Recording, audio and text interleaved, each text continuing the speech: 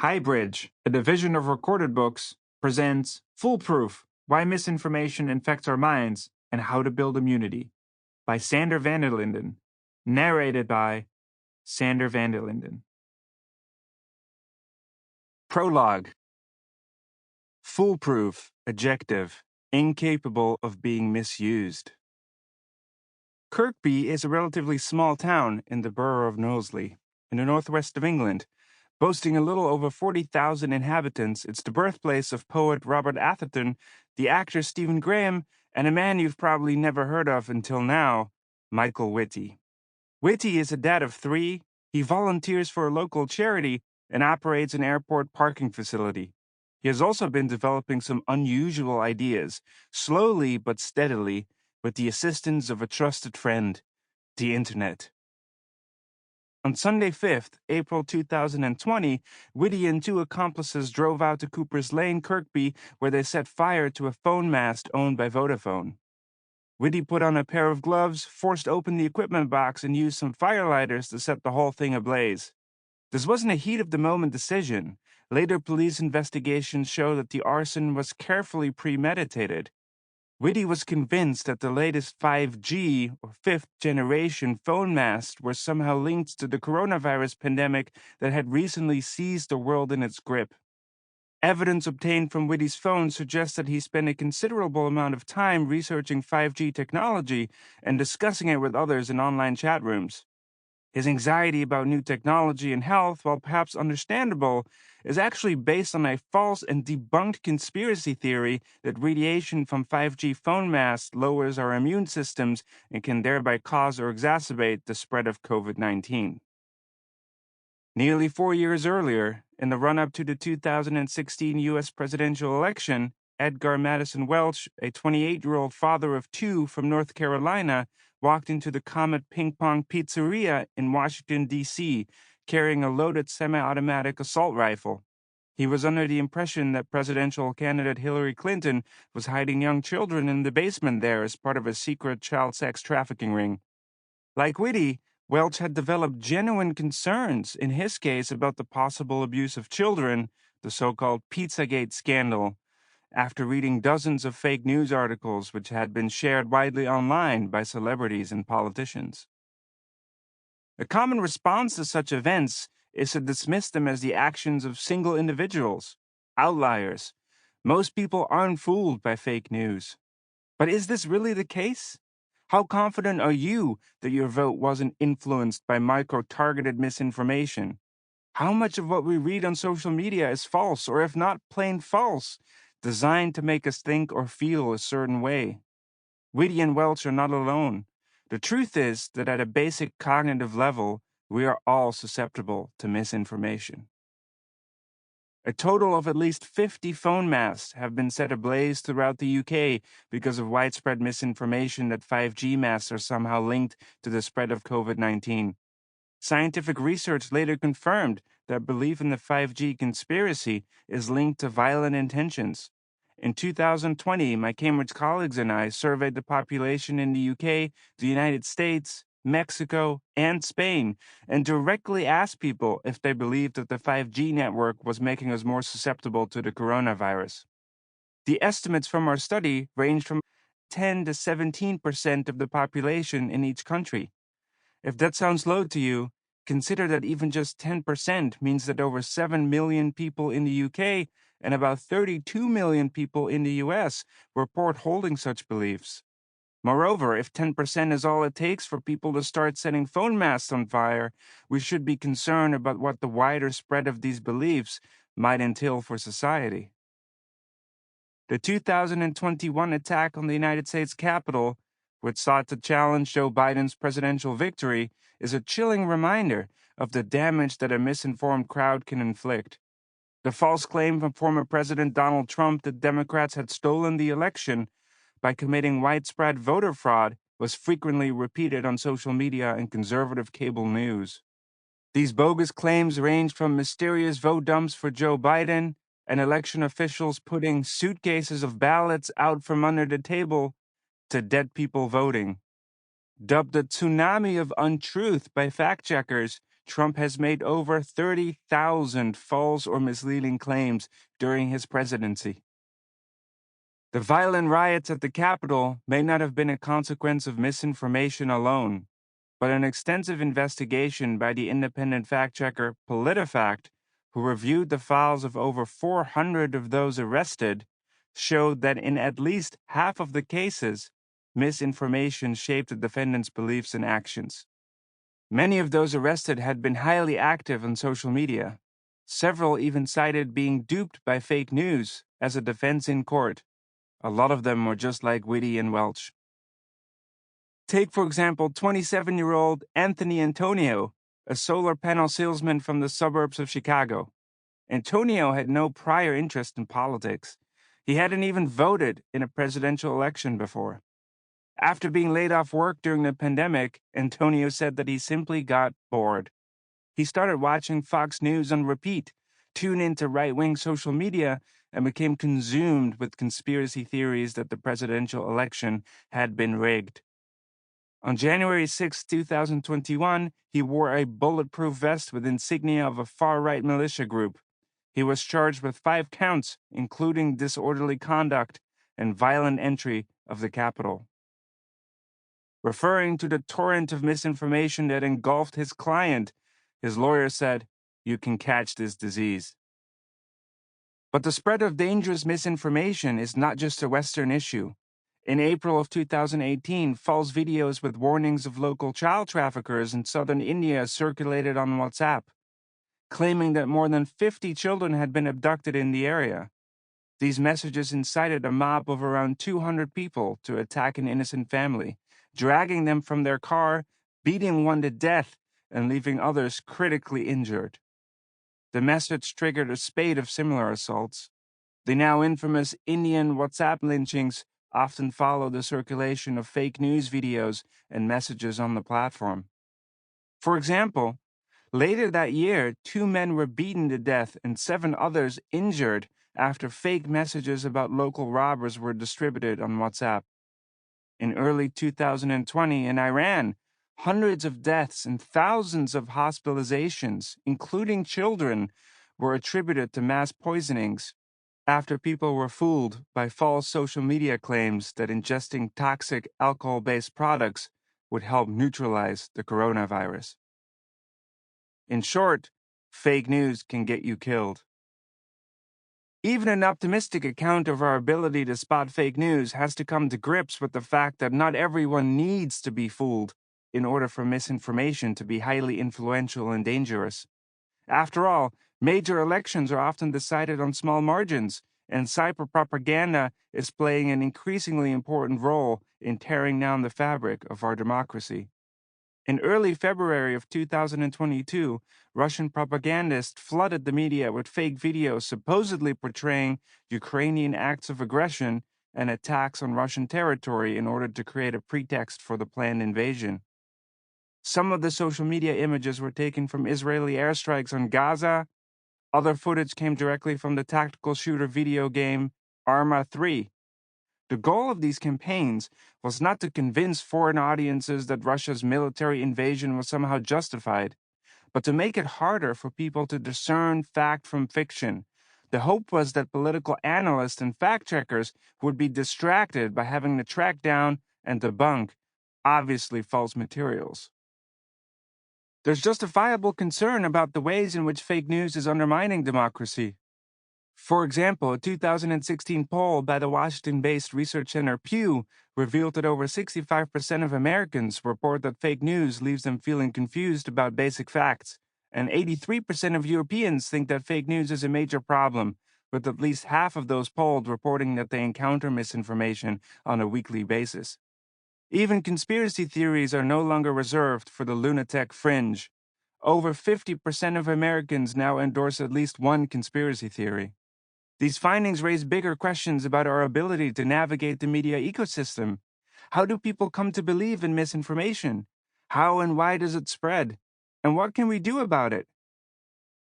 In this book, I'll address all of those questions, but I should warn you that this is not a typical book about persuasion, at least not in the way that you might think. I've studied the psychology of persuasion and influence my entire career. In fact, my interest in persuasion is not just professional.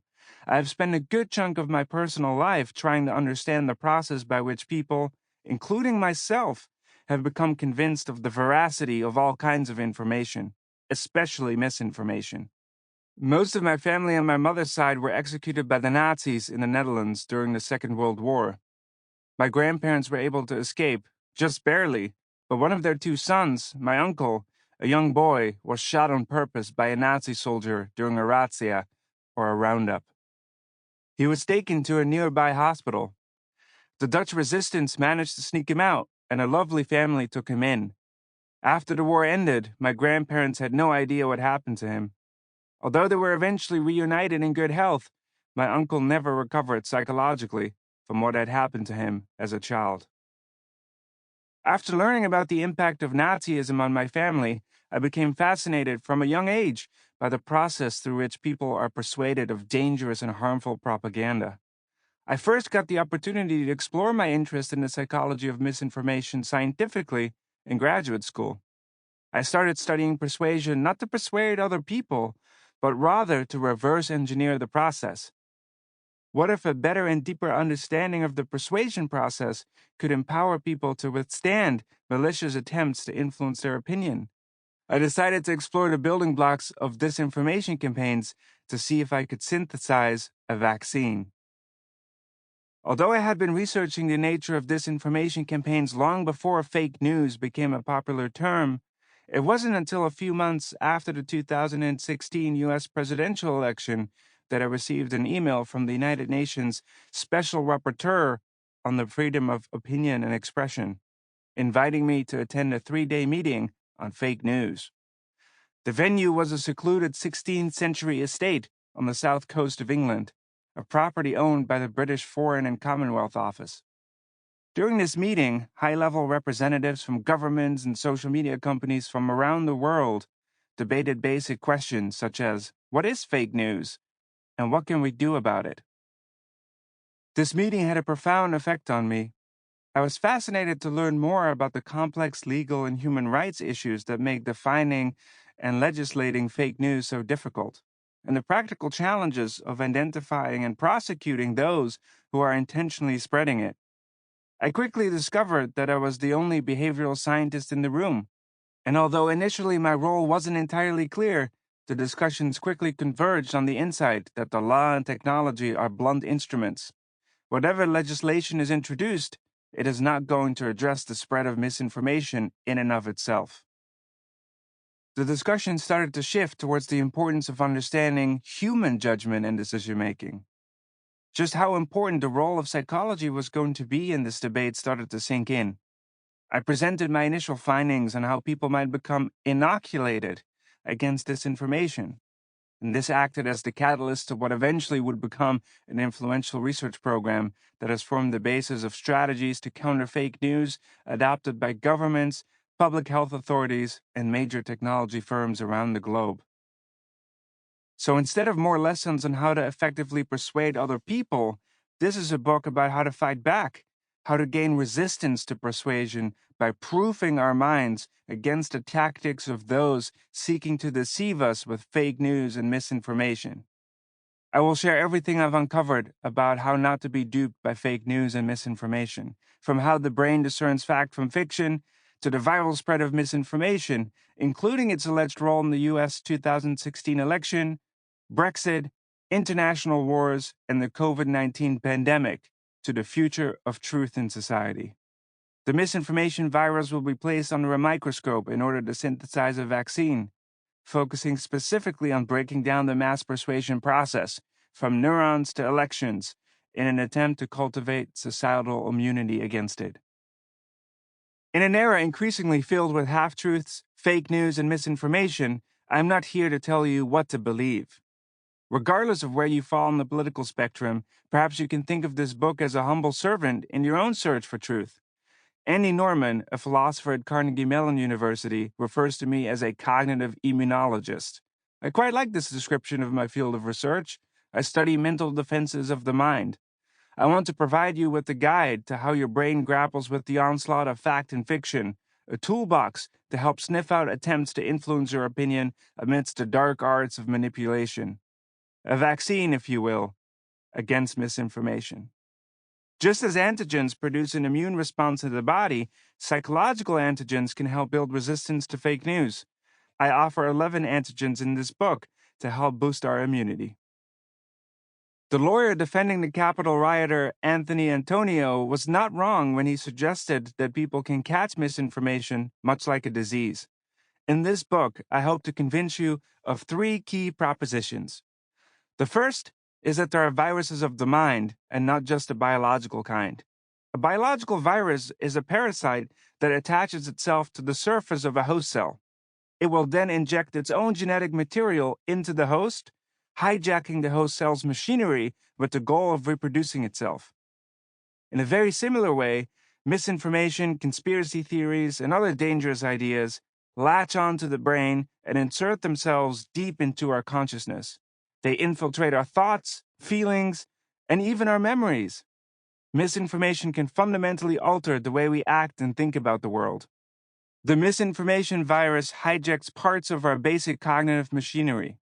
Unfortunately, just as viruses are notoriously difficult to treat because antibiotics don't work, decades of research show that once misinformation takes root in our brains, it too is extremely difficult to correct.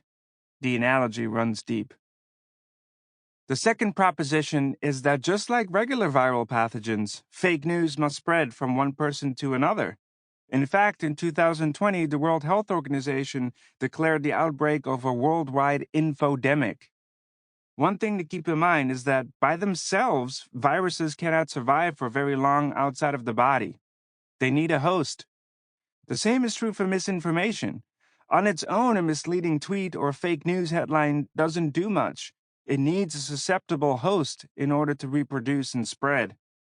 Biological viruses usually spread via contact or respiratory droplets, but viruses of the mind are even more contagious because they can be shared from one individual to the next without the need for any physical contact.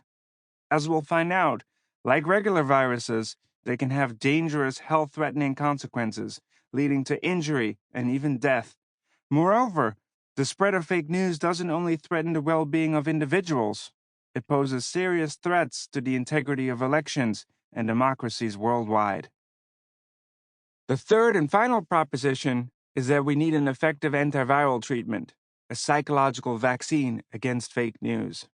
Together with my colleagues at Cambridge University, I've been working on this issue for many years now.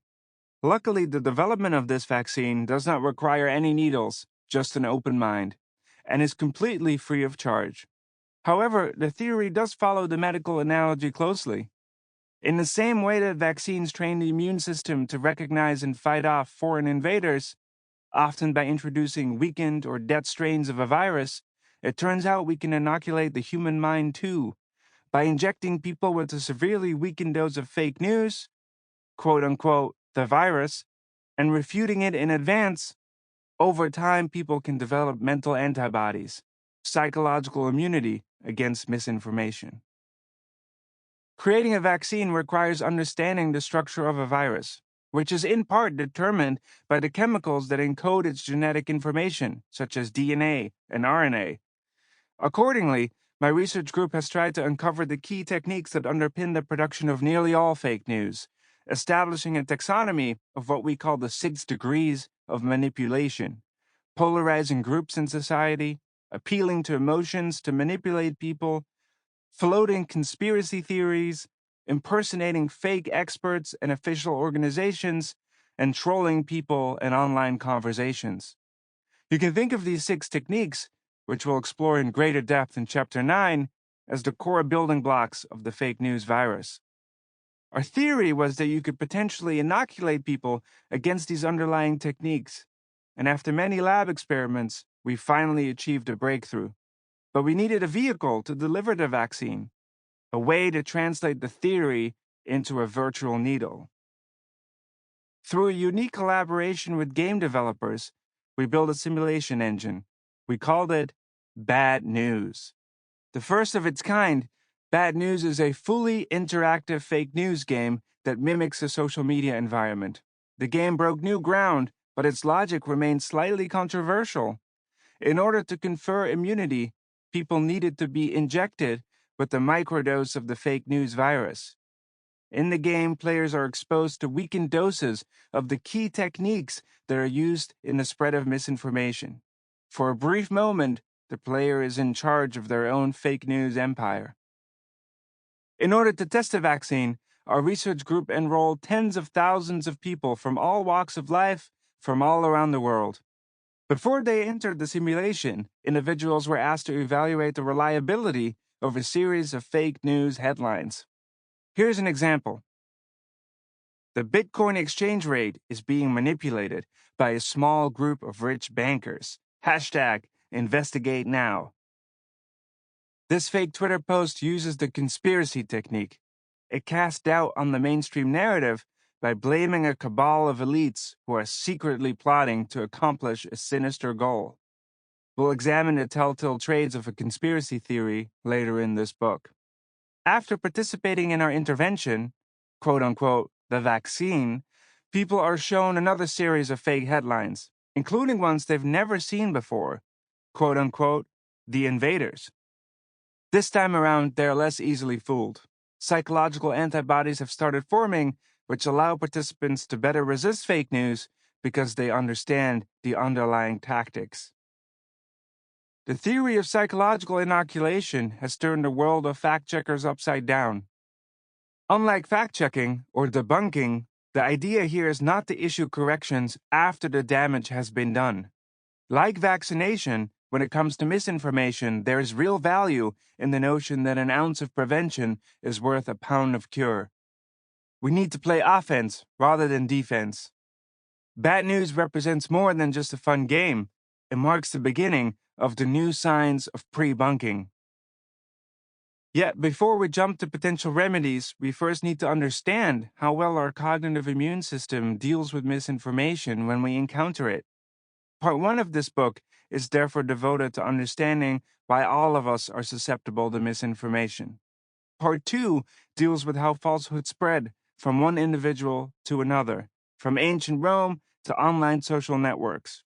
In the final part of the book, Part 3, we'll explore how to pre-bunk and inoculate ourselves and others against misinformation. So, let's start our journey at the beginning. How does our brain discern fact from fiction? Part 1. Viruses of the Mind. Chapter 1. Illusory Truth. How our brains discern fact from fiction. There are no facts, only interpretations. Friedrich Nietzsche. My office at the University of Cambridge is located in the old Cavendish Laboratory, a famous landmark once home to James Watson and Francis Crick, who, together with the crucial contributions of Rosalind Franklin, discovered the structure of human DNA. I mention this because tour groups gather below my office daily around lunchtime, not to see me muck about, but to hear about the rich history of the building. One thing I've noticed over the years is that some of the facts about the site seem to change about as often as the tour guide. One of them even quoted Mark Twain once when he told the group, "Never let the truth get in the way of a good story." One rainy afternoon, I was taking my lunch break in my office when I received a request from the Council of Europe, an organization of European countries whose aim is to uphold human rights and democracy through international conventions. They'd invited me to their headquarters in France, a fortress-like building known as the Palace of Europe. They wanted me to provide testimony on the following question: is the human brain the ultimate fact-checker? It's a tricky question. How do our brains decide what to believe, what feels true, what information to remember and process as undeniable facts and evidence, and what just sounds like a pile of rubbish? Think about it. How good are you at spotting fake news, for instance? In public polls, large majorities of people typically claim that they are fairly confident in their ability to detect it. Whenever I give a public talk on fake news, I therefore like to warm up the audience with a little quiz. So without cheating, try to answer the following question off the top of your head. The stories were all widely reported. Two of them are fake. Which one is true? A. Putin issues international arrest warrant for George Soros. B. A baby born in California was named heart eyes emoji. C. Criminal farts so loudly he gives away his hiding place. In a study with just over 1,500 people, participants were shown 6 headlines, much like the example I just gave you, 3 of which were false and 3 of which were factual. Although about 50% of respondents were fairly confident in their ability to tell which was which, only 4% identified all headlines correctly. Perhaps the human brain isn't the ultimate fact checker after all. If you're curious to know the right answer to the quiz, it's answer C. Criminal farts so loudly he gives away his hiding place. While most people tend towards option A or B, sometimes the truth is smellier than fiction. A man in Missouri was wanted for possession of drugs and decided to hide from the police. Unfortunately, he broke wind so loudly that he gave his own position away. The Clay County Sheriff's Office tweeted, "If you've got a felony warrant for your arrest, the cops are looking for you, and you pass gas so loud it gives up your hiding spot, you're definitely having a shit day. Hashtag it happened." If you didn't guess right, don't worry. Everyone is susceptible to fake news, including trained experts such as myself. In February of 2021, my wife showed me a tweet with breaking news footage from Mars. We knew that NASA's Mars rover Perseverance was going to land on the planet near the end of February, so we watched the video with much enthusiasm. There was even sound, mostly wind, accompanying the footage. We looked at each other full of wonder, and I asked, "Is this what Mars sounds like?" I was blown away.